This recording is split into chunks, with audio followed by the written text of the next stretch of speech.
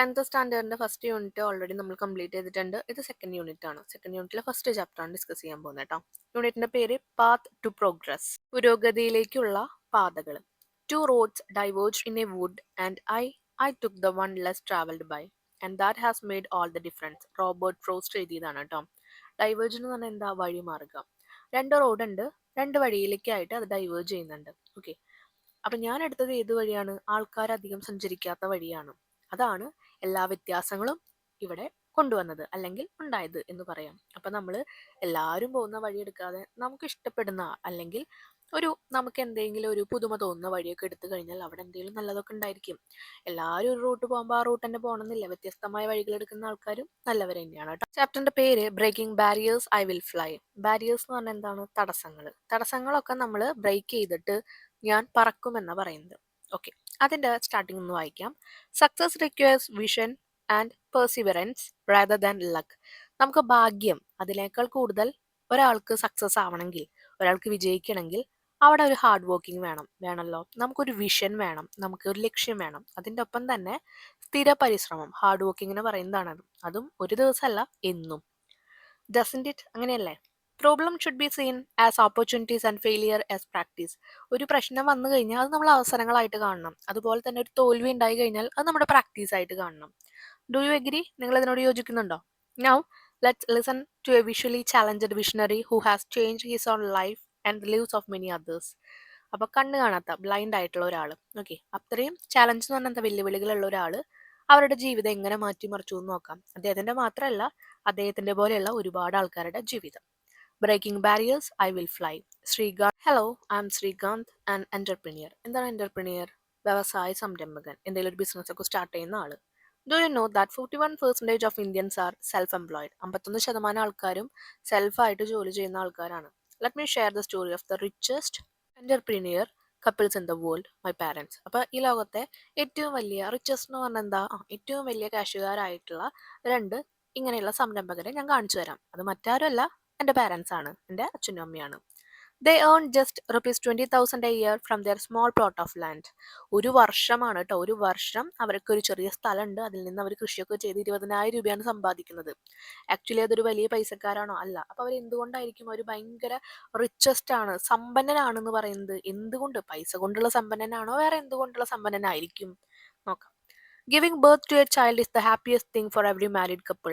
എല്ലാ കല്യാണം കഴിഞ്ഞ കപ്പിൾസിനും കുട്ടി ഉണ്ടാവുക എന്ന് പറയുന്നത് ഭയങ്കര സന്തോഷമുള്ള ഒരു ഘട്ടമാണ്. At that moment in time the term apple of the eye do not mean much to them. Apple of the eye എന്ന് പറഞ്ഞാൽ എന്താണ്?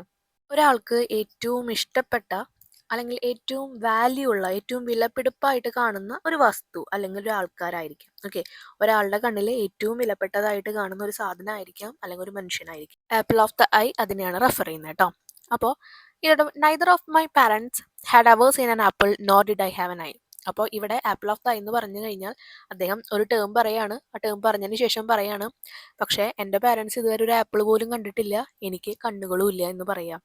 When I was born without eyes, society saw me as a burden. ഞാൻ കണ്ണുകളില്ലാതെ, കാരണം blind ആയിട്ടാണ് ജനിച്ചത്. അപ്പോൾ സമൂഹം എല്ലാവരും എന്നെ ഒരു ഭാരമായി കണ്ടു. ബർഡൻ എന്ന് വെച്ചാൽ എന്താണ്? ഭാരം. Some even suggested that I should be smothered. Smothered എന്ന് പറഞ്ഞാൽ എന്താ? ശ്വാസം മുട്ടിച്ച് കൊല്ലണം എന്ന് വരെ പറഞ്ഞു. സ്മോത്തേഡ് എന്നാണ് നമ്മൾ പ്രൊനൗൺസ് ചെയ്യുക കേട്ടോ, ശ്വാസം മുട്ടിച്ച് കൊല്ലുക. But my parents showered on me immense love and care. Immense എന്ന് പറഞ്ഞാൽ എന്താ? വളരെ വലിയ. ഷവർ ചെയ്യാന്ന് പറഞ്ഞാൽ എന്താ? ഷവർ തുറന്നാൽ നമുക്കറിയാം വെള്ളം ഇങ്ങനെ പോയിക്കൊണ്ടിരിക്കുക, അതുപോലെയാണ്, ചൊരിഞ്ഞുകൊണ്ടിരിക്കുകയാണ് സ്നേഹവും കെയറിങ് ഒക്കെ. They felt they were the richest couple in the world and I consider myself the luckiest person. അവർ കൺസിഡർ ചെയ്ത് ഏറ്റവും വലിയ സമ്പന്നരായിട്ടുള്ള വ്യക്തി അവരാണെന്നാണ്. ഞാൻ അതുപോലെ തന്നെ ഏറ്റവും ഭാഗ്യവാനായിട്ട് ഞാനും കരുതി. As A child I spend much of time with my father in the field. ഒരു കുട്ടി എന്നുള്ള നിലയ്ക്ക് ഒരുപാട് സമയം ഞാൻ ആ പാടത്ത് തന്നെയായിരുന്നു. ഒരു ചെറിയ പ്ലോട്ട് ഉണ്ട് എന്ന് പറഞ്ഞല്ലോ അവർക്ക്, അവിടെ തന്നെയായിരുന്നു. However my short leg made it difficult for me to help. എന്നാൽ എൻ്റെ കാലുകളും കുറച്ച് വൈകല്യമുള്ളതാണ്, അപ്പൊ ചെറിയ കാലുകളാണ്, അപ്പൊ അച്ഛനധികം ഹെൽപ്പ് ചെയ്യാനൊന്നും പറ്റുന്നില്ല, പിന്നെ കണ്ണും കാണില്ലല്ലോ. My father began to think that perhaps the people who ഡബ്റ്റഡ് my future might be right. അപ്പോൾ അച്ഛനും അങ്ങനെ ഡൗട്ട് തോന്നി തുടങ്ങി. കാരണം ഇനി മോനൊരു ജീവിതം ഉണ്ടാവില്ല, മോനെ കൊണ്ട് അവർക്കൊന്ന് എന്താ പറയുക, റിച്ച് ആവാൻ ഒന്നിനും പറ്റില്ല എന്നുള്ളൊരു കാര്യം അച്ഛനും പതിയെ വിശ്വസിച്ചു തുടങ്ങി. He realized I didn't fit into the traditional farming model. എന്നാൽ അച്ഛൻ അവിടെ റിയലൈസ് ചെയ്ത് മനസ്സിലാക്കുകയാണ് ഇങ്ങനെയുള്ള ഫാമിങ്ങിലൊന്നും എൻ്റെ മോൻ ഫിറ്റ് ആവില്ല. Then he decided that education was to be my path. അങ്ങനെ അച്ഛൻ വിചാരിച്ചു കുട്ടിക്ക് നല്ല വിദ്യാഭ്യാസം കൊടുക്കാം, അതായിരിക്കും അവൻ്റെ വഴി എന്ന് വിചാരിച്ചു. Despite the challenges of trekking to a faraway school and being ignored by teachers and classmates, I persevered. അപ്പോൾ ഇവിടെ persevered എന്ന് പറഞ്ഞാൽ എന്താണ്? സഹിച്ചു നിൽക്കുക. ഒരുപാട് ട്രക്കിംഗ് എന്ന് പറഞ്ഞാൽ കാൽനട യാത്ര ആണ്. അപ്പോൾ ഒരുപാട് ചാലഞ്ചസ്, വെല്ലുവിളികൾ സ്വീകരിച്ചിട്ടാണ് ആൾ ഇത്രയും ദൂരെയുള്ള സ്കൂളിലേക്ക് നടന്നു പോയിരുന്നത്. അവിടെ എത്തുമ്പോഴും ടീച്ചേഴ്സും ക്ലാസ്മേറ്റും ഒക്കെ ആളെന്ത് ചെയ്യും? ഇഗ്നോർ ചെയ്യാണ്, ആളെ അവോയ്ഡ് ചെയ്തുകൊണ്ടിരിക്കും. പക്ഷേ ആൾ അവിടെ സഹിച്ചു നിന്നു.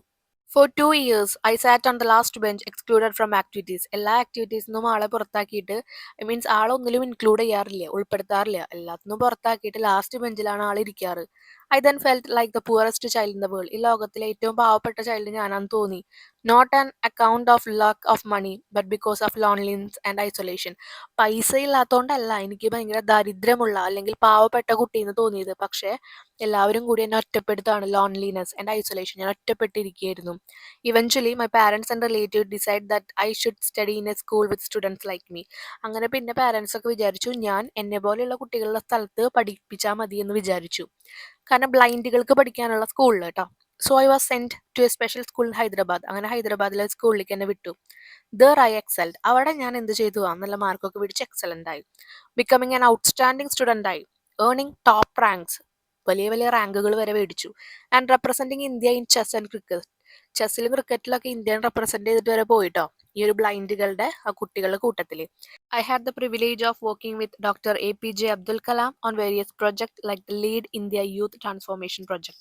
അപ്പോൾ അദ്ദേഹത്തിന് പ്രിവിലേജ് കിട്ടുക എന്ന് പറഞ്ഞാൽ എന്താ? ഒരു വലിയ പ്രത്യേകമായിട്ടുള്ള ഒരു അവകാശമോ പദവിയോ കിട്ടുകയാണ്. അത് എന്ത് പദവിയാണ് ഇവിടെ കിട്ടിയത്? APJ അബ്ദുൽ കലാമിൻ്റെ ഒപ്പം ഒരു പ്രൊജക്റ്റിൽ അദ്ദേഹത്തിന് ജോയിൻ ചെയ്യാൻ പറ്റി.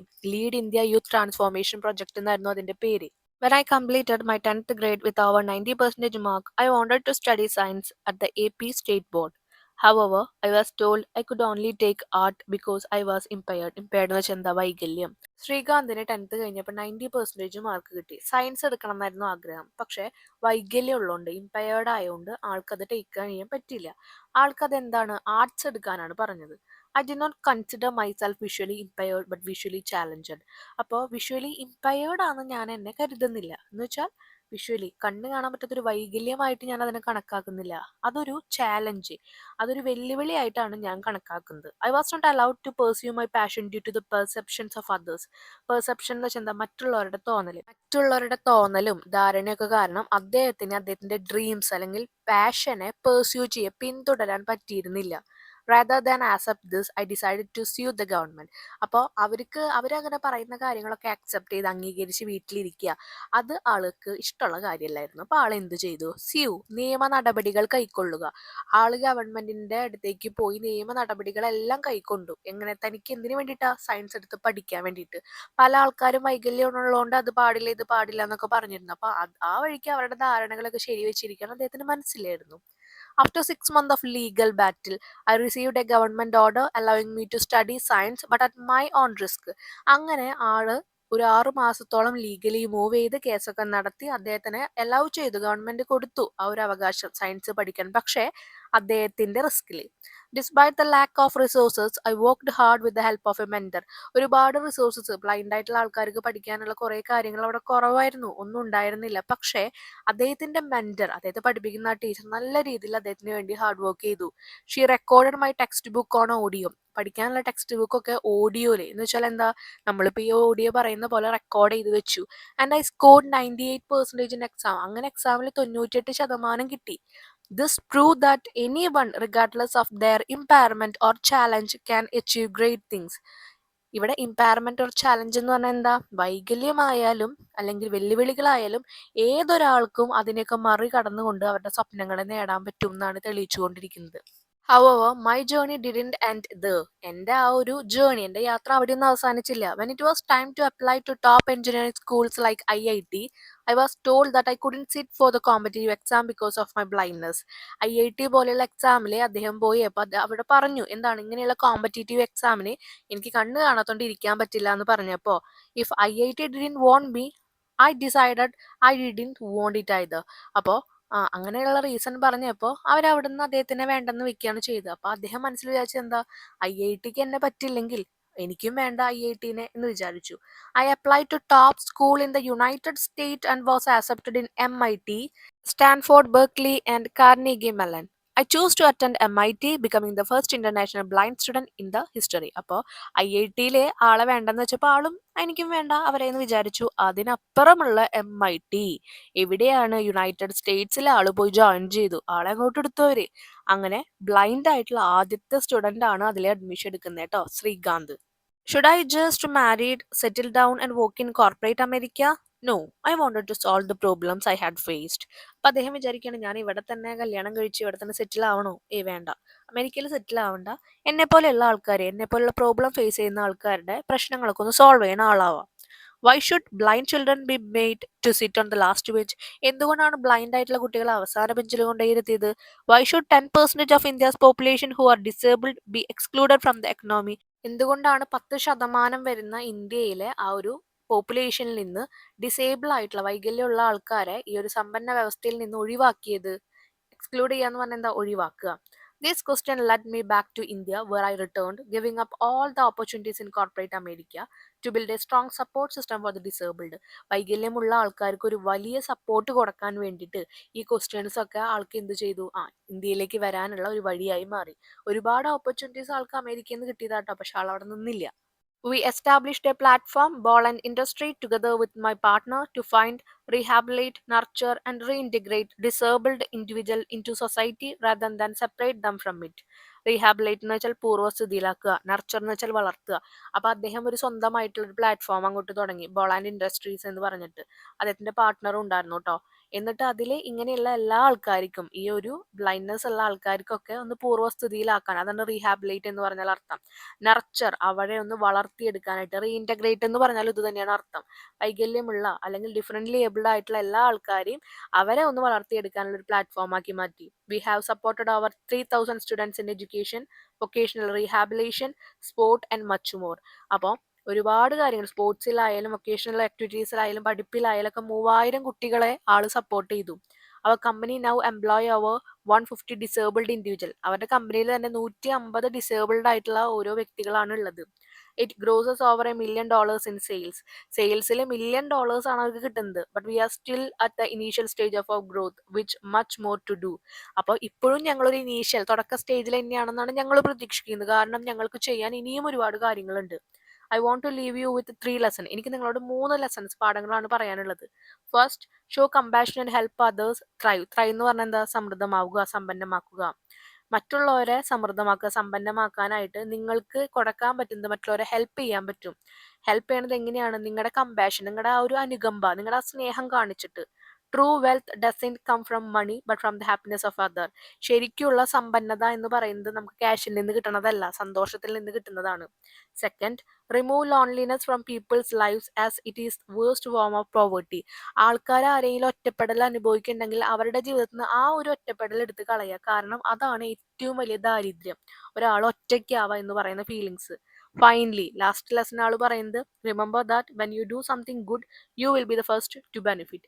നിങ്ങൾ ഒരു കാര്യം ആലോചിക്കാൻ, നിങ്ങൾ എന്തെങ്കിലും ഒരു നല്ല കാര്യം ചെയ്യുകയാണെങ്കിൽ അതിന്റെ ഗുണം ആദ്യം കിട്ടുന്നത് നിങ്ങൾക്ക് തന്നെയാണ്.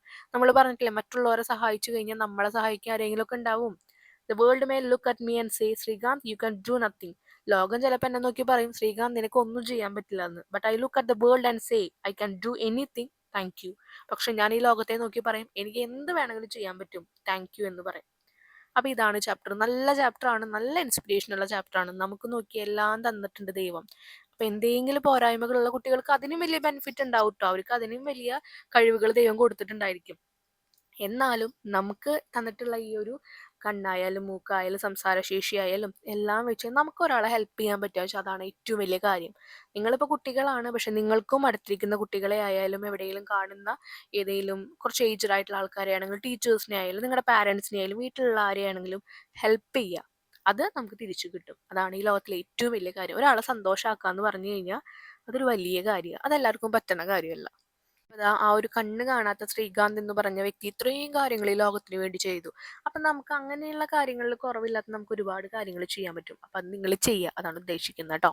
ഇനി നമുക്ക് ക്വസ്റ്റ്യൻ ആൻസറിലേക്ക് കടക്കാം. ക്വസ്റ്റ്യൻ ആൻസറിൽ കടക്കണേക്കാൾ മുമ്പ് എനിക്ക് പറയാനുള്ളത്, നമ്മളിപ്പോൾ 9th 8th അല്ല 10th സ്റ്റാൻഡേർഡ് ആയി. 10th സ്റ്റാൻഡേർഡ് ആയാൽ തന്നെ നമ്മുടെ ക്വസ്റ്റ്യൻ്റെ ആൻസർ അത്യാവശ്യം വേണം. കാരണം ഇപ്പം നമുക്ക് എന്തെങ്കിലും കാര്യങ്ങൾ ക്വസ്റ്റ്യൻസ് ചോദിച്ചു കഴിഞ്ഞാൽ ഈ ചാപ്റ്ററിൽ നിന്നുള്ള പല കാര്യങ്ങളും നമുക്ക് അറിയണം. അപ്പോൾ ഒന്നോ രണ്ടോ ലൈനിൽ ക്വസ്റ്റ്യൻ ആൻസർ എഴുതാന്ന് വെച്ചിട്ട് വരരുത്.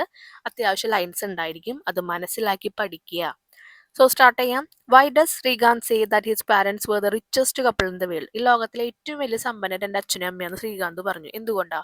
Because they gave him immense love and care. കാരണം അവന് വളരെയധികം സ്നേഹവും പരിപാലനവും കെയറിംഗ് ഒക്കെ കൊടുക്കുന്നുണ്ട്. Money is not the only criteria to measure riches. സമ്പന്നത അളക്കാനുള്ള ഒരു കാര്യം മണിയാന്ന് എവിടെയും പറഞ്ഞിട്ടില്ല. B question. Why did Srikanth father believe that education would be his path? എന്തുകൊണ്ടാണ് ശ്രീകാന്തിന്റെ അച്ഛൻ വിശ്വസിച്ചത് അവന്റെ ആ ഒരു വഴി എന്ന് പറയുന്നത് എഡ്യൂക്കേഷൻ ആവുമെന്ന്, പഠനമാവുമെന്ന്? Because as he was blind and had short leg. അവന് കണ്ണും കാണുന്നില്ല, ചെറിയ ലെഗ്, ചെറിയ കാലുകളായിരുന്നു. He was not of much help in his father's work of traditional farming. പഴയ ഒരു ഫാമിങ്ങിന്റെ വർക്കൊന്നും അവൻ അച്ഛൻ്റെ ഒപ്പം ചെയ്യാൻ പറ്റുന്നുണ്ടായിരുന്നില്ല. അപ്പൊ അതുകൊണ്ട് അദ്ദേഹം വിശ്വസിച്ചു അവിടെ പഠിപ്പാണ് അവന്റെ വഴിയെന്ന്. C question. How did Srikanth excel as a student at the special school in Hyderabad? ഹൈദരാബാദിലെ സ്കൂളിൽ ഭയങ്കര എക്സലന്റ് ആയിരുന്നു എന്ന് പറഞ്ഞു. അതെങ്ങനെയാണ് അവൻ എക്സൽ ആവാൻ പറ്റിയത്? ഓക്കെ, അത്രയും നന്നായിട്ട് നല്ല രീതിയിലൊക്കെ പഠിക്കാൻ പറ്റിയത് എങ്ങനെയാ? Srikanth excelled as a student at the special school in Hyderabad by becoming an outstanding student, earning top rank and representing India in chess and cricket. എങ്ങനെയൊക്കെയാണ് ഒരുപാട് കാര്യങ്ങളിൽ ആൾ എക്സലന്റ് ആയി ഉണ്ടായിരുന്നു. ഒന്നാമത്തെ കാര്യം എന്ന് പറഞ്ഞാൽ അവിടുന്ന് ടോപ്പ് റാങ്ക് തന്നെ ആൾക്ക് എന്ത് ചെയ്യാൻ പറ്റി? ഏൺ ചെയ്യാൻ പറ്റി. രണ്ടാമത്തെ കാര്യം ഇന്ത്യനെ റെപ്രസെന്റ് ചെയ്ത് ചെസ്സും ക്രിക്കറ്റിനും വേണ്ടിയിട്ട് ആള് പോയി. മൂന്നാമത്തെ കാര്യം എന്താ? APJ അബ്ദുൽ കലാമിന്റെ ഒപ്പം ഒരു പ്രൊജക്ട് ചെയ്തില്ലേ? He had the privilege of working with doctor APJ Abdul Kalam on project like the lead India youth transformation project. ഇതാണ് ഏറ്റവും വലിയ കാര്യം. ഇതാണ് അദ്ദേഹത്തെ എക്സലന്റ് ആക്കിയത്. Next question. Srikanth says that he is not visually impaired but visually challenged. Why? അവിടെ ശ്രീകാന്ത് എടുത്തു പറയുന്നുണ്ട്, ഞാൻ വിഷ്വലി വൈകല്യമുള്ള ഒരാളൊന്നല്ല. ഓക്കെ, ഇതൊരു വൈകല്യമൊന്നല്ല, ഇതൊരു വെല്ലുവിളിയാന്ന് പറയുന്നുണ്ട്. He says like that because impaired means damaged. വൈകല്യം എന്ന് വെച്ച് കഴിഞ്ഞാൽ കംപ്ലീറ്റ്ലി നാശായി എന്നൊരു മീനിങ് ആണ് വരിക. പക്ഷെ ചാലഞ്ച്ഡ് മീൻസ് എന്താ? Lacking something. വെല്ലുവിളി എന്ന് വെച്ചാൽ എന്താ? എന്തോ കുറവുകളുണ്ട് അത്ര. But it can be overcome in some other ways. അങ്ങനെ എവിടെയെങ്കിലും കുറവുകൾ ഉണ്ടെങ്കിൽ നമുക്ക് അതിനെ എന്ത് ചെയ്യാം? ഓവർകം ചെയ്യാം. നമുക്കതിനെ എന്ത് ചെയ്യാം? ഓവർകം ചെയ്ത് വരാമല്ലോ. ഒരു എക്സാമ്പിൾ പറയാണ്, നമ്മൾ പറയണം ആ കുട്ടിക്ക് പഠിക്കാൻ കുറച്ച് ചാലഞ്ചഡ് ആണ് എന്ന് പറയുമ്പോൾ പഠിപ്പിൽ ആ കുട്ടി പഠിക്കാനൊരു ബുദ്ധിമുട്ടുണ്ട്, പക്ഷെ വേറെ ഇതിനേലൊക്കെ ആ കുട്ടി എക്സലന്റ് ആയിരിക്കാം. ഇമ്പയർഡ് എന്ന് പറഞ്ഞാൽ അത് കംപ്ലീറ്റ്ലി ഇല്ല, ആ കുട്ടിക്ക് കഴിവില്ല എന്നൊരു മീനിങ് ഒക്കെ. Although Srikanth is blind, he does not feel that he is inferior to those who have eyesight. അപ്പോൾ ആൾക്കൊരു ഐസൈറ്റ്, കാഴ്ചയുള്ള ആൾക്കാരുടെ ഒരു പ്രത്യേക തരം എന്താ പറയുക, എനിക്കതില്ലല്ലോ എന്നുള്ള കുശുമ്പൊന്നും ആൾക്കില്ല. ഇൻഫീരിയർ എന്ന് വെച്ചാൽ എന്താ? താൻ അതിനേക്കാൾ താന്നതാണ്, കാഴ്ചയുള്ള ആൾക്കാരെക്കാൾ താന്നതാണ് കാഴ്ചയില്ലാത്ത ആൾക്കാരെ, അങ്ങനെ ഒരു തോന്നലൊന്നും അദ്ദേഹത്തിന് ഇല്ല. He proved that by scoring 98% in the board exam and later getting admission to MIT. ആൾ എന്ത് ചെയ്തു? 98% മാർക്ക് ബോർഡ് എക്സാമിൽ അങ്ങ് മേടിച്ച് കാണിച്ചു കൊടുത്തു. അപ്പോൾ ആൾക്ക് അവിടെ ഒരു കോംപ്ലക്സ് ഉണ്ടായിട്ടാണ്? ഒരിക്കലും അല്ല. ഇനി അത് മാത്രമല്ല, IIT-യിൽ ആളെ വേണ്ടാന്ന് പറഞ്ഞപ്പോൾ MIT-യിൽ കയറി. One of the most prestigious institution in the world. ഈ ലോകത്തിലെ തന്നെ ഏറ്റവും വലിയ പ്രസ്റ്റീജിയസ് സ്കൂൾ അല്ലെങ്കിൽ പ്രസ്റ്റീജിയസ് ഇൻസ്റ്റിറ്റ്യൂഷൻ എന്ന് പറയാനുള്ള കാരണം എന്താ? പ്രസ്റ്റീജിയസ് എന്ന് വെച്ചാൽ അഭിമാനകരമായിട്ടുള്ള. അപ്പൊ അവിടേക്കൊക്കെ ഒരാൾക്കൊരു സീറ്റ് കിട്ടാന്ന് വെച്ചാൽ അത്രയും അഭിമാനമുള്ള ഒരു കാര്യമാണ്. അങ്ങനെ ഒരു ഇൻസ്റ്റിറ്റ്യൂഷനാണല്ലോ അദ്ദേഹം പോയിട്ട് പഠിച്ചത്. ഇവിടെ IIT വേണ്ടെന്ന് പറഞ്ഞപ്പോട്ടോ, IITക്ക് അദ്ദേഹത്തിന് എടുക്കാൻ പറ്റില്ല എന്ന് പറഞ്ഞു, ബ്ലൈൻഡ് ആയതുകൊണ്ട്. അപ്പൊ ഇതൊക്കെ എന്താണ്? അദ്ദേഹം വിഷ്വലി ഇമ്പയർഡ് അല്ല, വിഷ്വലി ചാലഞ്ചഡ് ആണെന്ന് കാണിക്കാനുള്ള കുറെ കാര്യങ്ങളാണ് കേട്ടോ. നെക്സ്റ്റ് ക്വസ്റ്റ്യൻ ഈ ക്വസ്റ്റ്യൻ ആണ്. How did Srikanth overcome the obstacle in pursuing his studies in science? Science പഠിക്കാൻ അദ്ദേഹത്തിന് എന്തായാലും ഒബ്സ്റ്റക്കിൾ, കുറച്ച് തടസ്സങ്ങൾ ഉണ്ടാവുമല്ലോ. എങ്ങനെയാണ് ആളത് മറികടന്നതെന്ന് ചോദിക്കുന്നത്. Srikanth overcome the obstacle in pursuing his studies in science by making his mentor record his textbook on audio. അദ്ദേഹത്തിന്റെ മെന്റർ എന്ത് ചെയ്തു? ടീച്ചർ എന്ത് ചെയ്തു? ടെക്സ്റ്റ് ബുക്ക് ഒക്കെ ഓഡിയോ ആയിട്ട് റെക്കോർഡ് ചെയ്ത് വെച്ചു. അപ്പൊ അദ്ദേഹത്തിന് കേട്ട് പഠിക്കാം. He also had the necessary will and perseverance. Perseverance എന്ന് പറഞ്ഞാൽ എന്താ? സ്ഥിരമായിട്ട് അത് പഠിച്ചെടുക്കാനുള്ള, ഒരു ഹാർഡ് വർക്ക് ചെയ്യാനുള്ള ഒരു സ്ഥിരോത്സവം ഉണ്ട് ആൾക്ക്. അത് മാത്രമല്ല, അതിനുള്ള ഒരു കഴിവുണ്ട്, വില്ലുണ്ട്. Next, what do you understand about the attitude of society to disabled individuals? when Bola was a student in school, how did he help to change the situation? അദ്ദേഹം അവിടെ ഒരു ഇൻഡിവിജ്വൽ ആയിട്ട് ഒരു സമൂഹത്തിലെ ഒരു സ്കൂളിൽ പഠിക്കാൻ പോയല്ലോ. അപ്പോൾ ഈ ഒരു ബ്ലൈൻഡ് ആയിട്ടുള്ള കുട്ടികളോട് ആൾക്കാർക്കുള്ള പ്രതികരണം എന്താണെന്ന് മനസ്സിലായത്? എങ്ങനെയാണ് ആ ഒരു സിറ്റുവേഷൻ ചേഞ്ച് ചെയ്യാൻ ആള് ഹെൽപ്പ് ചെയ്ത്? എന്തൊക്കെ കാരണങ്ങളായിരിക്കാം? The attitude of the society to disabled individual is very negative. നെഗറ്റീവാണ് ഈ ഒരു സമൂഹത്തിന് ഡിസേബിൾഡ് ആയിട്ടുള്ള ആൾക്കാരുടെ നേരെയുള്ളത്. എല്ലാവർക്കും അങ്ങനെ ആവണമെന്നില്ല കേട്ടോ. ഒരു കൂട്ടം ആൾക്കാർക്കായിരിക്കാം പറയുന്നത്. In the school, Srikanth was made to sit on the last bench. Last ബെഞ്ചിലാണ് അദ്ദേഹത്തെ ഇരുത്തിയത്.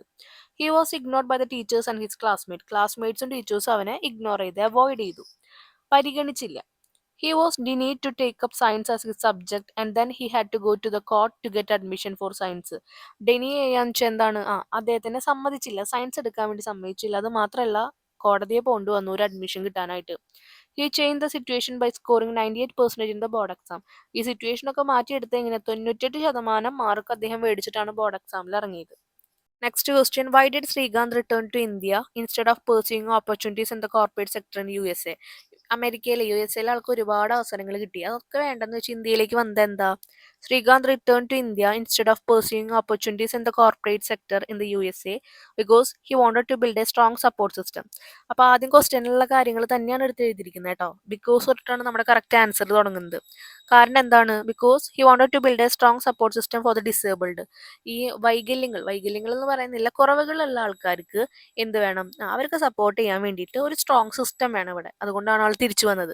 Together with his partner he established Bollant industry. ഒരു ഇൻഡസ്ട്രി ആൾ ഉണ്ടാക്കി ആളുടെ പാർട്ട്ണറിന്റെ ഹെൽപ്പോട് കൂടിയിട്ട്. The aim is to find rehabilitate nurture and reintegrate disabled individual into society, not separating them from it. സൊസൈറ്റിയുടെ ഒപ്പം തന്നെ ഓരോ ഇൻഡിവിജ്വൽസിനെയും വളർത്താനായിരുന്നു അദ്ദേഹത്തിന്റെ ആഗ്രഹം, അല്ലാതെ അവരിൽ നിന്ന് സെപ്പറേറ്റ് ചെയ്ത് അവരെ മാറ്റാനല്ലായിരുന്നു. അപ്പോൾ അദ്ദേഹത്തിന് ഒരു പ്ലാറ്റ്ഫോം തുടങ്ങണമായിരുന്നു ഇവരെ സപ്പോർട്ട് ചെയ്യാൻ. അതുകൊണ്ടാണ് USA പല അവസരങ്ങളും വേണ്ടെന്ന് വെച്ചിട്ട് ആൾ ഇന്ത്യയിലേക്ക് വന്നത്. Next question, what do you think the word reintegrate means in the contest? In this contest, reintegrate means bringing disabled person with particular characteristic or needs into equal participation in the various affairs of the society. സൊസൈറ്റിയിലെ പല various affairs എന്ന് പറഞ്ഞാൽ പല കാര്യങ്ങളും ഉണ്ടാവുമല്ലോ, പല പല അവസരങ്ങൾ ഘട്ടങ്ങളൊക്കെ ഉണ്ടായിരിക്കാം. അതിലെല്ലാവർക്കും ഈക്വൽ പാർട്ടിസിപ്പേഷൻ കൊടുക്കാൻ, എല്ലാവരും തുല്യമായിട്ട് പങ്കെടുക്കണം. അതിന് വേണ്ടിയിട്ടാണ്, അതിനെയാണ് റീഇൻറ്റിഗ്രേറ്റ് എന്ന ആൾ ഉദ്ദേശിച്ചത്. അതിലേക്ക് അപ്പം എല്ലാത്തിലേക്കും നമ്മുടെ ഈ ഒരു ഡിസേബിൾഡ് ആയിട്ടുള്ള ഡിഫറൻസസ് വരില്ല, വ്യത്യാസങ്ങളുള്ള കുട്ടികളെ എല്ലായിടത്തേക്കും കൊണ്ടുവരാൻ ആൾ ആഗ്രഹിക്കുന്നു. They are made to feel that they are not inferior to others and they too can contribute their share to social welfare. അപ്പോൾ അവർക്കത് ഫീൽ ചെയ്യണം, അവർക്ക് അനുഭവപ്പെടണം. നമ്മൾ എന്ന് പറയുന്നത് ഇൻഫീരിയർ, നമ്മൾ ആരെങ്കിലും താഴെയൊന്നല്ല, നമ്മളും എന്ത് ചെയ്യുന്നുണ്ട്? കോൺട്രിബ്യൂട്ട് ചെയ്യുന്നുണ്ട്, നമ്മളും സംഭാവനകൾ കൊടുക്കുന്നുണ്ട് ഈ സമൂഹത്തിന് വേണ്ടിയിട്ട്, നമ്മളും പല കാര്യങ്ങൾ ചെയ്യുന്നുണ്ടെന്ന് അവരെ ബോധ്യപ്പെടുത്താൻ വേണ്ടിയാണ് അദ്ദേഹം ഇതൊക്കെ ചെയ്തത്. അപ്പൊ അവിടെ യൂസ് ചെയ്തൊരു വാക്കാണ് റീഇൻറ്റിഗ്രേറ്റ് എന്ന് പറയുന്നത് കേട്ടോ. എല്ലാവരെയും എല്ലാത്തിലേക്കും ഉൾപ്പെടുത്തുക എന്നുള്ളൊരു മീനിങ്. അപ്പൊ ഇതോട് കൂടിയിട്ട് നമ്മുടെ ഈ ഒരു വീഡിയോയുടെ കംപ്ലീറ്റ് ചെയ്യാണ്. ഇനി ചാപ്റ്ററിലെ ആക്ടിവിറ്റീസ് ആണ്, അത് നമ്മൾ നെക്സ്റ്റ് വീഡിയോയിൽ അപ്ലോഡ് ചെയ്യുന്നതായിരിക്കും കേട്ടോ. എന്തെങ്കിലും ഡൗട്ട്സ് ഉണ്ടെങ്കിൽ നിങ്ങൾ എന്തായാലും കമന്റ് സെക്ഷനിൽ പറയുക. ഞാനിപ്പോൾ നിങ്ങൾക്ക് 10th ക്ലാസ് സ്റ്റാർട്ട് ചെയ്തപ്പോൾ ടെക്സ്റ്റ് ഡിസ്കസ് ചെയ്യുന്നതിൻ്റെ ഒപ്പം തന്നെ ക്വസ്റ്റ്യൻ ആൻസർ പറഞ്ഞു പോയിരുന്നു ഓരോ പോർഷൻസ് എടുക്കുമ്പോൾ. പക്ഷെ എനിക്ക് കമന്റ്സ് വന്നു, അങ്ങനെ വേണ്ട, ടെക്സ്റ്റിലെ ചാപ്റ്റർ കംപ്ലീറ്റ് കഴിഞ്ഞതിന് ശേഷം മാത്രം ആ ഒരു ക്വസ്റ്റ്യൻ ആൻസർ ഡിസ്കസ് ചെയ്താൽ മതി എന്ന് പറഞ്ഞു. അപ്പോൾ വീണ്ടും ഞാൻ ആ ഒരു തരത്തിലേക്ക് തന്നെ മാറ്റിയിട്ടുണ്ട് കേട്ടോ. ഇനിയും നിങ്ങൾക്ക് എന്തെങ്കിലുമൊക്കെ മാറ്റങ്ങൾ വരണം, ഡൗട്ട്സ് ഉണ്ടെങ്കിൽ നിങ്ങൾ എന്തായാലും പറയുക, നമുക്ക് അതിനുള്ള എല്ലാ കാര്യങ്ങളും കൊണ്ടുവരാം. താങ്ക്